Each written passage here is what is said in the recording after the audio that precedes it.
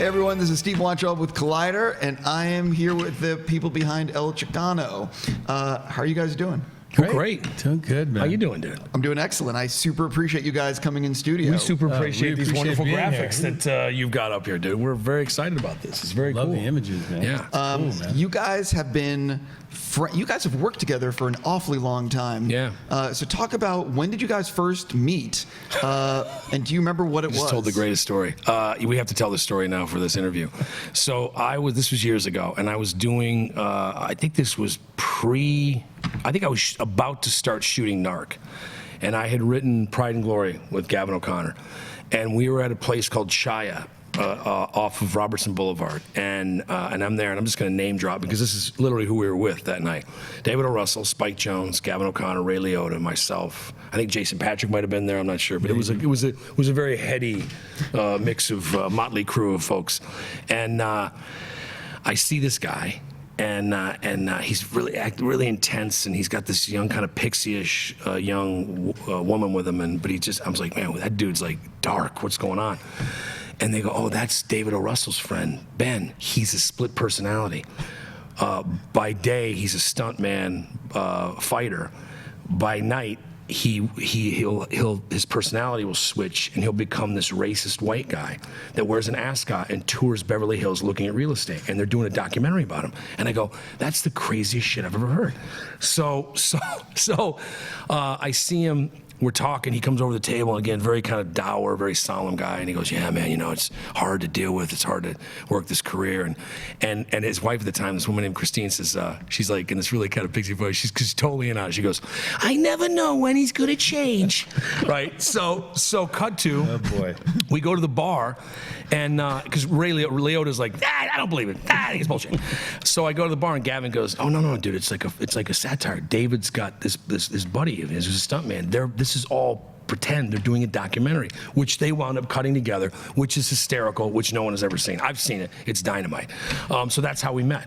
And then about 10 months later, I was gonna do Ticker, the BMW short film, and I needed a bad guy, and I was looking at all these pictures of stuntmen because he had to hang from a helicopter, and I see Ben. I go, that's the guy. That's Ben Hernandez. That's the guy that I met. That he's a split personality. So he came down to RSA where we were casting, and we hit it off, and we've been best chums ever since. Ever since. Yeah. It's awesome. That's, by the way, crazy. Is that the crazy story? It's a true story. Well, first of all, it's David O's story. I mean, you would think that he would find a way to release this, whether or not, even on Vimeo. Yeah, I think it was just, with the agents involved, and it was just before the reality TV thing had started. He did have a screening at Raleigh Studios. I do remember that. It's a funny movie, and man. It's really funny. It just kind of put a hold on it, and I think his team just had other things he wanted him to do. Well, there's like scenes in there where he's got the wife and then the girlfriend, and then the girlfriend's got like a Puma logo over her face because she's like she wants they're being sponsored her, and then the wife wants I want Adidas, so there's a floating Adidas logo over her face. I mean, it's nuts, man. It's really funny. Mark Wahlberg's in it, Ice Cube's in it. Yeah, it was nuts. Yeah, it was my acting school. It was fantastic. If anything, ended up not happening. At least, it turned me into thespian, so that was good. And through David, I met Joe. I was going to say that if anything comes out of this interview, it'll be me seeing this movie. That's it, baby. There you go, dude. And championing, evangelizing this movie. Yeah. There it is. Yeah. So the reason you guys are coming in today is your new movie. For people that have not seen the trailer, that are unfamiliar with it, how have you been telling it to friends? How have you been selling this thing? I mean, I think it's, listen, it's kind of, and Ben and I kind of consciously did this. We had never kind of, in terms of it basically starts out like a police procedural, like Narc, and becomes kind of a superhero origin film. It's a guy kind of, as he's kind of confronted with this evidence that his brother, it was someone who he thought, his brother wasn't what he thought he was. He thought his brother was a low-level kind of thug, and on this kind of odyssey through this, he gains this total understanding. So it's very about his brother. So it's very much, it's oddly family-oriented. but it's kind of this, again, superhero film / cop movie. It's a bit of a platypus, but it works beautifully, and it feels very, at least for us, it felt very unique, the way that we told the story. Well, if I'm not mistaken, this idea germinated like 10 years ago with you, because of your brother. Yeah, it's been over 12 years now. I lost my youngest brother to gang violence. So, to kind of therapeutically get through it, and after talking to Joe, I started writing a memoir about his life and how I dealt with it, how my mother, how my brothers and sisters dealt with it, and then started coming up with ideas and creating into script form. And one of the things that was heavy for me was I always wondered if my mother and my grandmother was the one that raised us all. I always wondered if my dad was around, maybe he'd still be here. He had, have that father figure in his life. And that's how the El Chicano theme, the superhero theme, came about, is this metaphor of not having a dad. And continue to write it throughout the years, building a relationship with Joe, working with Joe. Unfortunately, about 4 years ago, my wife and I, we lost a daughter, and which was really heavy, obviously, and taking care of my family. And Joe, being my best friend, came to me and said, "Listen, as crazy as this sounds, you've dedicated this story idea to your brother. Maybe it's time to also dedicate it to your daughter, and finish it. Good, bad, ugly, just finish it." So after taking care of my family, I had a friend, Greg, who had a place in the financial district in New York. And I went away for 4 weeks in the dark, and I wrote 185 pages. Good, bad, ugly, I put everything down. It was tough, but I got it done, thinking about my daughter and thinking about my brother, and got back to LA. Joe had a place in Palm Springs, just outside of Palm Springs. And in the course of a few months back and forth, with Joe's incredible, great knowledge as a writer, we pulled what was relevant and what the story needed to be told. And we hugged, we cried, tequila shots, the whole thing. We got 125 pages. And we had what we thought was something really, really special. And what's crazy about all this, even during, I didn't mention this earlier, was during the prep of it, and one of my biggest fans was my mother, who unfortunately, she suddenly passed away while we're prepping the film. On our first day of shooting was on her birthday. On her birthday, yeah. So it's crazy. Each one of those characters is someone that's related to my life, my childhood, where I grew up in the neighborhood. And my wife always says there's angels around this movie. There are angels around this film, and it's like, which I love, because I'm not necessarily a big believer in. I'm a believer in spirituality, but I don't know. We don't know what's out there, and I don't want to be a cynic or a pessimist about those things. But I do believe that there's some karmically good things surrounding this movie, and I think what Ben had mentioned is, like, I didn't know what to do in the face of kind of these types of tragedies, other than to kind of, because you don't know what balm will kind of heal whatever psychic wounds those create. And it's inconceivable that you should have to go through what he went through. But to reconstitute that pain into something like this, into something that you could artistically kind of pour yourself into, seemed to be the only thing available to us. You know what I mean? Like, let's just go try to make this movie. And that kicked off, a 3-year odyssey, and here we are. I'm curious. So you guys, you finished the script. Mm-hmm. You're happy. Mm-hmm. How tough was it for you guys to land financing? How'd that whole thing come together? Well, everyone said no. Even though it was kind of universally agreed the script was really good and really interesting, and there was certainly something there, lacking what one studio Vlack called a Caucasian influence. We couldn't really, they didn't see the marketability of this film. So, like any stubborn idiot, and the Celt in me, the Irishman in me, gets my back up and goes, well, no, I'm going to show you. I also, and by the way, was a terrible student in high school, and math being my least favorite subject. I could still look at the numbers and go, you've got an Asian American population that purchases 7% of the tickets. You've got an African American population that purchases 10% of the tickets. You have a Latino, Latinx, Hispanic population that purchases almost 25% of the tickets. On a genre film like this, it's closer to 50. So I looked at those numbers, I just think you guys are missing something essential here. And so that said, when they said no, our friends up in Calgary, who we'd become close with, who were oil and gas guys who wanted to get into the movie business, we gave them the script. A bunch of Caucasian hockey fans embraced this Latin-themed superhero film like nobody's business, and literally got us everything we needed, to the point where once we were done and the movie was great and we all loved it, we went back to these same people and they still said no. So then it was like, well, listen, we're just going to do this ourselves. And Tom Ortenberg, who's a dear friend of mine, this is the 4th film he and I have done together, is the only studio head to ever win Best Picture Oscars at 2 different shops. He won for Crash at Lionsgate in 2006. He won for Spotlight 2016 with Open Road. He got it. And I thought once he got it, and I think Ben and I were both hugely relieved. We had Lorenzo de Bonaventura, who was a dear friend of ours, who kind of came in and kind of graced it and blessed it with his okay, which is huge. And then we just, and it's been, we just keep pushing through, and it was something that neither one of us were going to be content to kind of go, let's just call it a day. We got to go all the way. It's like in the eye of the needle, man. You go all the way through. You know. Well, I mean, listen. The fact is, and these words get said all the time, but it's so true. Representation matters, and the fact is, you're making something that has not been done before for an audience that loves movies. Yes. Yeah. And I think we heard this, like, where you're worried about the stereotypes, of the Hispanic characters. I said, well, listen, when you made a decision to make a 99.9% Latino cast, right? Who plays the good guy and who plays the bad guy is immaterial in my mind. The statement is a much stronger, much more of a milestone than any of that other crap.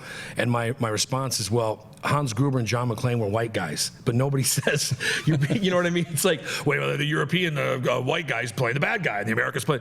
I think that these things exist to kind of, again, to constantly, rather than there be this sense of a communal sense of like, and that's one of the themes in the film, this idea of what it means to be American, Mexican American, whomever you are. There's a quote Diego reads, an FDR quote about, never forget that we are all of us, especially you and I, descended from revolutionists and immigrants.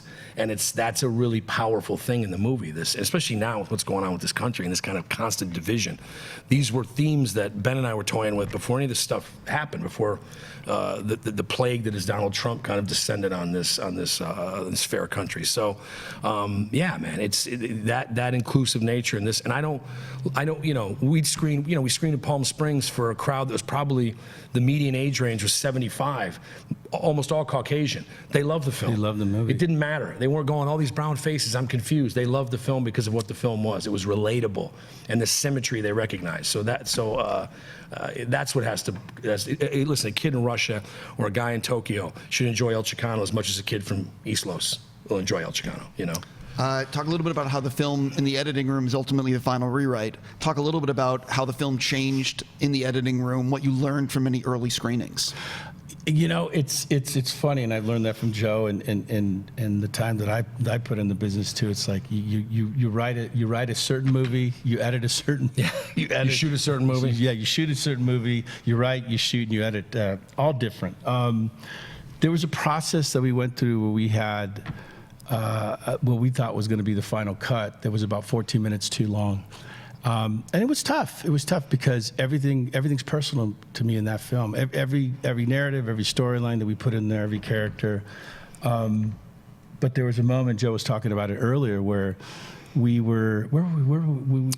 had screened the film, and we kept hearing the same refrain. It's 10 minutes too long. It's 10 minutes too long. Yeah. And listen, there's the best friend portion of me, and then there's a producer portion of me. And the producer portion of me ultimately has to stick up for the director and go, if this is the version he wants, this is the version we're going to do.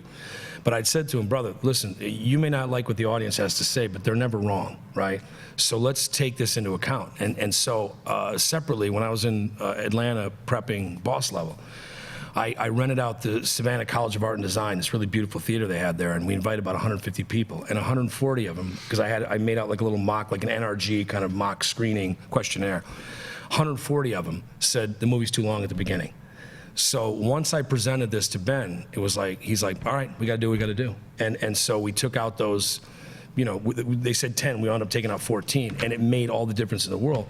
But we had to lose stuff, like, this great graveyard scene that with Marlene Forte, who's probably my favorite character of the film. She's amazing. The mother. And Frankie Quinones, who's this really kind of bust-out, up-and-coming comedian who has this great series of Cholo Fit. He plays all these characters, but Creeper is probably is what he's most known for. We had to take Frank out of the movie, which is heartbreaking. But again, these are the kinds of things he and I were trying to make the most commercially viable movie in this space, knowing what was already stacked against us, which is people don't believe in this film, or the studio hierarchy and the studio structure doesn't believe in this film. So we had to kind of beat them at their own game. Sure. Does this mean that when it comes out eventually on home video, like a Blu-ray, are you going to do like an extended cut?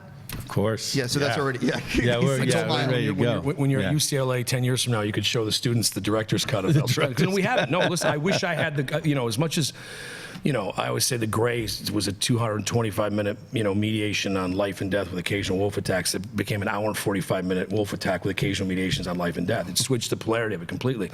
It's not dissimilar, but I wish I had that old version. I don't. We have the extended version. I can show theatrically. Sure. What happened with that extended version of The Gray? Who knows? It got lost to the, got lost in the show. So listen, it was an added expense to have this extended version, which we couldn't afford because we're paying for everything ourselves. But it's worth. But now I'm so glad that we have it because it exists and it's something that I think is really cool. Just as a artifact of that film. It's 14 minutes longer. So I'd love people eventually, if this movie works out and it's the hit we all want it to be, that version will kind of gain notoriety and people and they want to see it. Completely. So was that the main thing that was cut? Was those 14 minutes? Yeah. And then to Ben's credit, again, this is like where we didn't have. Let's say this. I don't want to go bad on the Calgary film industry. We didn't have what I would call the A crew up in Calgary, and we had some guys coming from Vancouver. We had our Ben's stunt guys who are AAA plus, and we had some people that we really trusted, but we didn't have the best kind of effects guys. So we had a couple of gags had gone sideways on us, and including the last gag of the film, which was supposed to basically endo this Suburban in this big duel between El Chicano and Shotgun, the David Castaneda character. And it went bad, and Ben turned to me at 4 a.m. and said, "Can we go back to L.A.?" I think it's time to go back. We went back to L.A., and because of the grit and the kind of the gutted out, and he knew I don't have the ending to my movie, Ben went and assembled this really tight, small unit of guys, and they went out and shot an alternate ending to what we had originally written. And I defy you to ever think that the movie wasn't intended to be exactly that way, but it wasn't. It was the classic lemonade from lemons situation. But this is just the stuff that, and I think we wound up doing that for like $8,000. Yeah. Running around stealing stuff, which I don't advocate. I'm staring at one of these cameras. Don't do that. This is a union town. Don't do that stuff. Do that. No, but we had to do what we had to do because we didn't have, by the way, we didn't have the support of the studios. We didn't have that kind of fallback that you're working without a wire. Completely. I think a lot of people aren't going to realize that you have done stunt work on, I think, basically every movie in the last 20 years. Is that about right? I think so. I mean, because I'm not underselling this. You've worked on everything. It's pretty crazy, and you tend to forget. I got my 11-year-old Julian. He's at that age now. He's on. The kid knows how to run a computer better than I do, and search and find everything.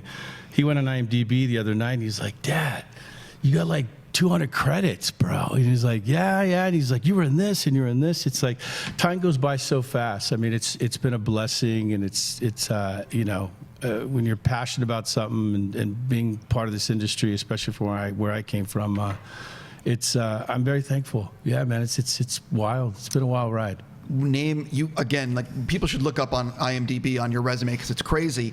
What can you share a stunt or two that you just can't believe that you did?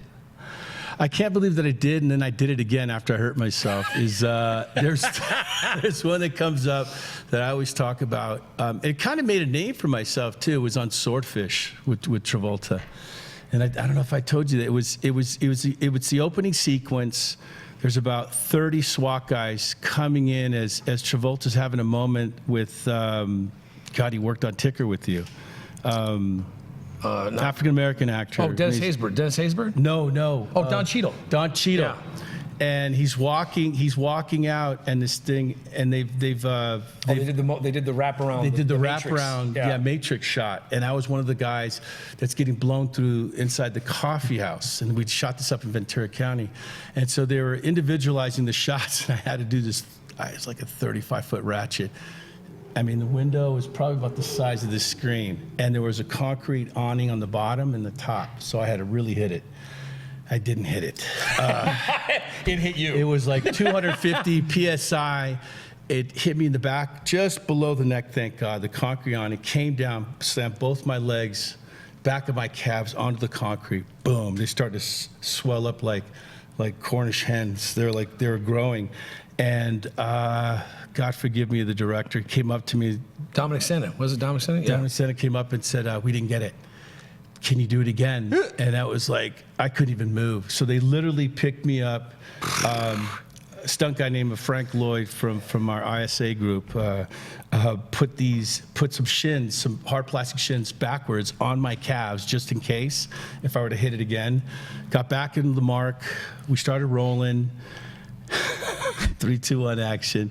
Same fucking thing happened again. I went up in the awning, came down, went to the hospital, Ventura County. I was out for about 3 months. That's when I can remember the most. But it's the nature of the game, and you kind of use that as it's the toughness and the rigor and just kind of, it's the way it is, right? Go big or go home was the attitude. And I've put that in reference to learning how to write because of Joe and directing. It's been something I've always adapted through everything I'm doing now. What's funny, in my career. really quick, Steve, is that what Ben always says to me is it's actually safer and cheaper now to do big stunts than it's ever been. But people just want CGI.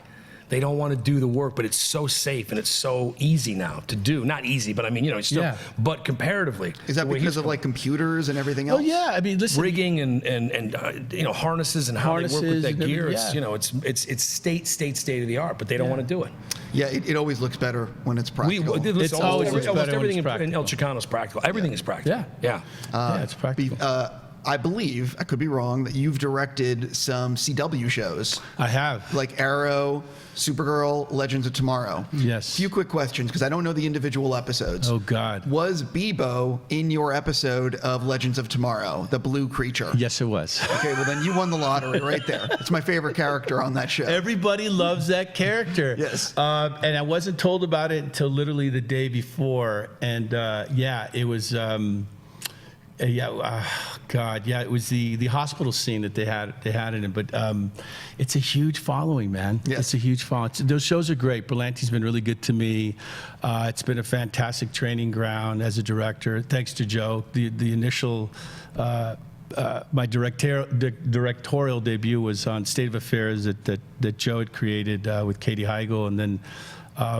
They put me on the map, and Berlanti had seen the episode and really dug it, and all of a sudden I'm in the superhero realm of directing all these crazy shows, which has been a blast. Well, one of the things, for people that don't watch Arrow, one of the things that I'm constantly impressed with on that show is the level of stunts every week, what they're willing to do. Yes. They really raise the bar, and it's just a reminder that the industry does not do enough to commend stunt work. Oh, God. Completely agree. On movies and television.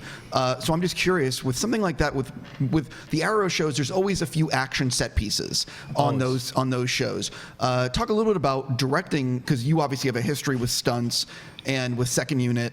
What was it like being involved in that kind of stuff? It's amazing. They've come. Canadian stuntmen and the whole industry out there is developed so much in the past 10 years. They're fantastic. I mean, you get there, and we're in a tone meeting, we're prepping. There's one specific guy I have to say is James Bamford. They call him Bam Bam, which I'm really happy that he's doing what he's doing. He started off doubling Steve Amell on the show for Arrow, and is now producer-director on the show. And this idea that stunt coordinators, stuntmen, second unit directors have a vision and can tell stories, and he's been doing it. I mean, he's done the finales for the past, I think, 3.5, almost 4 seasons now. But they got it locked down. They've got a whole specific training area for the actors. They'll do previews. They put things together. They're on the spot, and you've got 7 to 8 days of prep. That's it.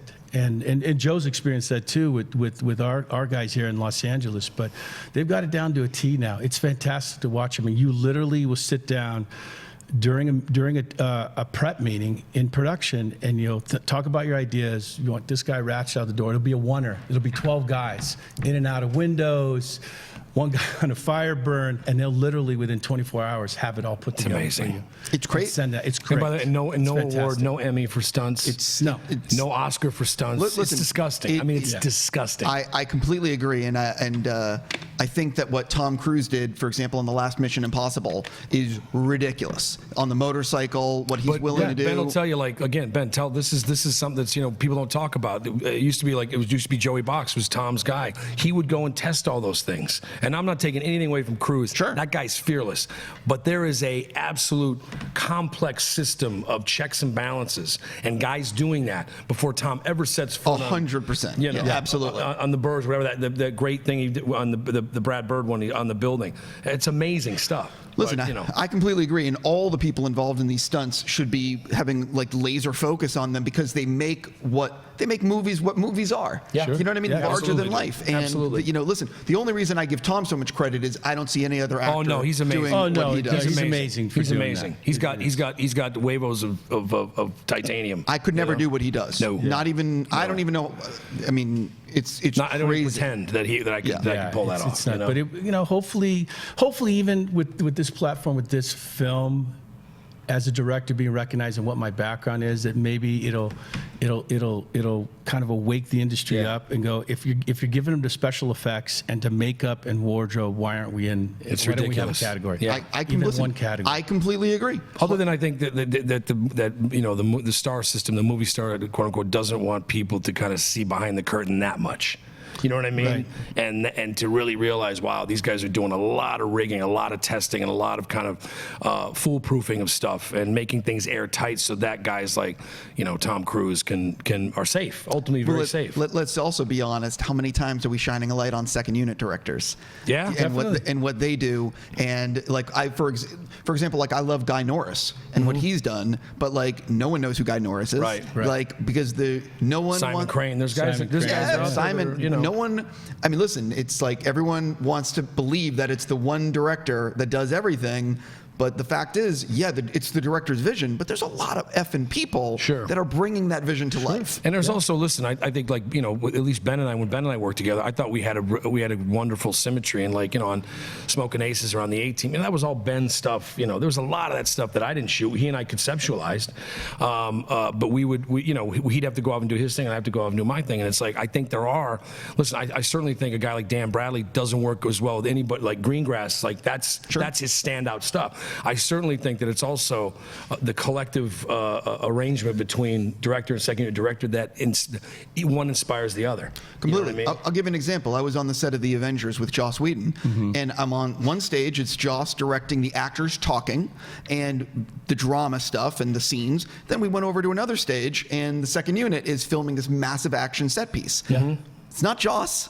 No. Do you know what I mean? No. He's working with the key dialogue, and I think it's... And you're literally handing, I remember like, you're handing storyboards over and going, okay, this is what we want to shoot. And when you get guys, again, as good as Ben and as talented, you get this great stuff. You get these tremendous kind of sequences that are born of, again, but also he understands my taste. I understand his taste. I did second unit for him on El Chicano. So, myself and Frank Torres. But there was, again, Frank's off rigging with him on first unit. I got to go direct second unit. So that's the give and take, and that's the ebb and flow of the stuff, Something else I want to address is you are in post or you're almost done with Boss Level. Done. Which is, I'm so excited to see this thing. Yeah. What can you, for people that don't know what the movie is about, what can you say? I can say it's basically like, Groundhog Day and Die Hard had a child. Listen, it's kind of, so it was like Source Code, the Gyllenhaal thing, or like Edge of Tomorrow. It's really not, because this version of the quote unquote, the repeating day, like the kind of the endless death loop day, is not somebody who, oh my God, what's happening to me? It's somebody who it's had to happen to him 140 times. So when you meet Frank Grillo's character at the beginning, he's already bored stiff with what's going on, to the point where he just goes to the same restaurant every day and gets drunk and waits to get killed. And so that's kind of the point of departure for Boss Level.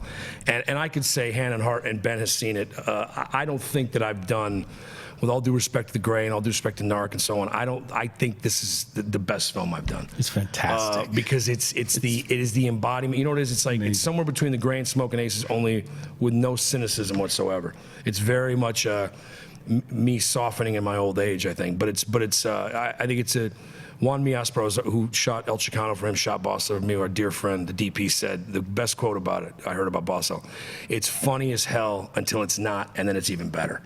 So I think that's a wonderful way of looking at the film. For people that, when are people going to see this thing?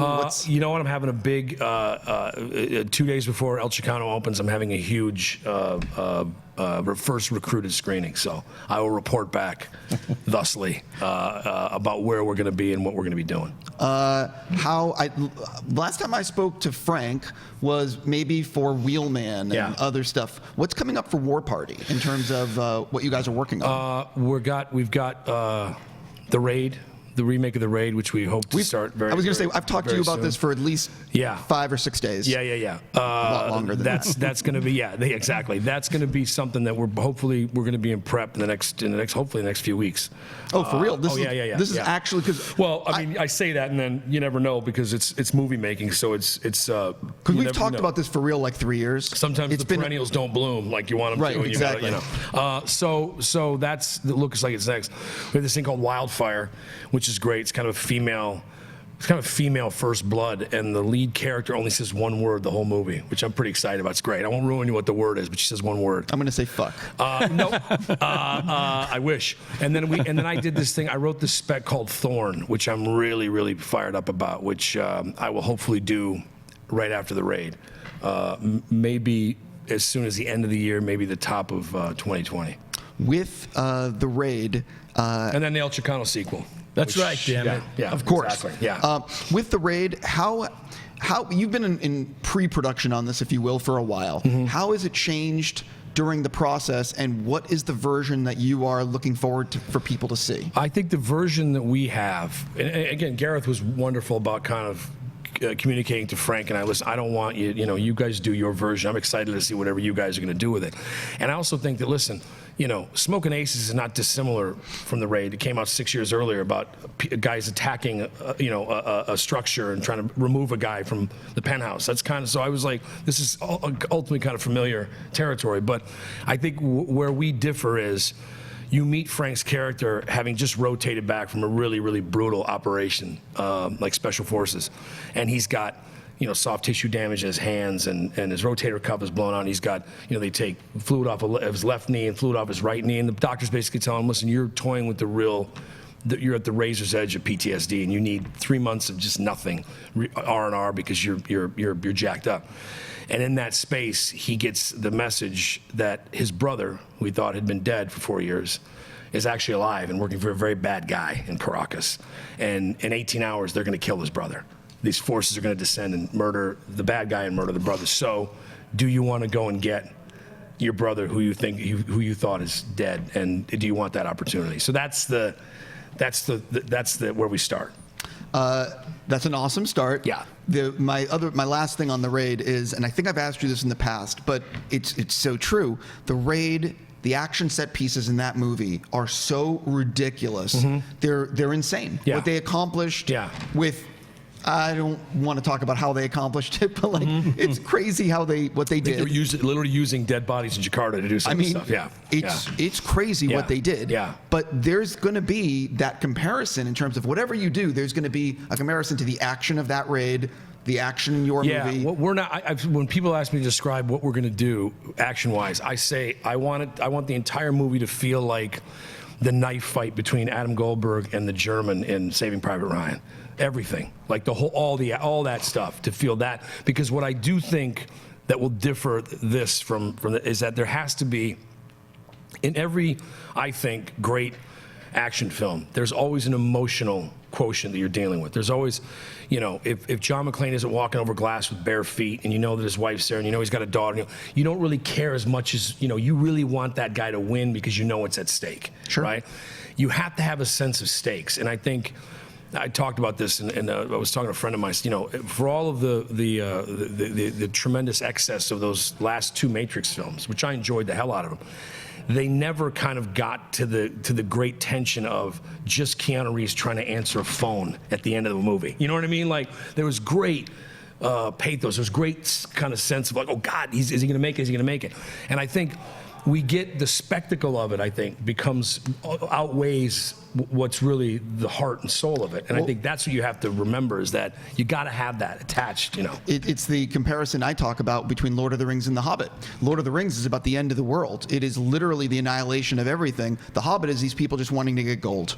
Right. Like there's you don't, or in John Wick, you know, the what happens with the dog. The rest of the movie, I am rooting for, you know, Keanu to destroy people. Yeah. You know, because I care Absolutely. about what happened. In the best of those revenge kind of genre films, you have that inherent, like, you want it to happen because you need this, you know, we need that catharsis. And it's the same thing in any, like I said, in any good action movie. Those you'll find that commonality. Completely. I'm going to stop there because I'm basically out of time. But wait, what's going on with? Did you mention Point Blank? I did not. We're done. What's the story? So Joe Lynch did that. It is a, how do I describe it? It is a kind of 80s homage buddy action movie. Like a 48 we've done. Hours? Like a 48 Hours, kind of, with very much an 80s tinged kind of sensibility about it that we're extremely happy about. And I think Joe Lynch shot the hell out of that movie, and Juan Mi shot the hell out of that movie, and it's been a lot of fun. And Frank and Anthony Mackie have such easy, immediate chemistry with one another that it's great. The movie's really, really good. I'm excited for people to see it. Yeah, I think it's in Netflix in July, I believe. Or maybe I'm wrong. I don't know. Cool. Yeah. Listen, I could ask you a million other questions, but I just want to say to both of you, congrats on getting this movie made. Thanks, Thank you brother. both so much for coming in. Of course. And I really appreciate it. Of course. We appreciate it. Thanks so much, brother. Thanks, bro.